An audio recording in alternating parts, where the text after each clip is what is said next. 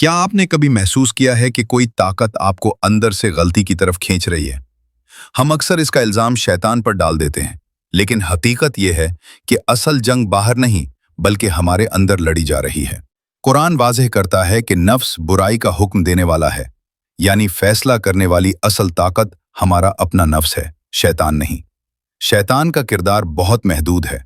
वो दरवाज़ा नहीं तोड़ सकता, वो सिर्फ दस्तक देता है। एक ख्याल, एक वसवसा, एक सरगोशी। लेकिन इस ख्याल को कबूल करना, उस पर सोचना और फिर उस पर अमल करना, ये सब नफ्स करता है। अगर दिल जाग रहा हो, अल्लाह की याद में हो, तो शैतान की 1000 दस्तकें भी बेअसर हो जाती हैं। गुनाह कभी एकदम नहीं होता। पहले वसवसा आता है, फिर ख्वाहिश बनती है, फिर नफ्स जवाज तराशता है कि ये कोई बड़ा गुनाह नहीं या कल तौबा कर लेंगे। यही वो लम्हा है जहां इंसान फिसलता है और रफ्ता रफ्ता दिल सख्त होता चला जाता है। लेकिन याद रखें, असल शिकस्त गुनाह करना नहीं, बल्कि मायूस हो जाना है। जिस दिल को गुनाह के बाद नदामत हो जाए, वो दिल अभी जिंदा है।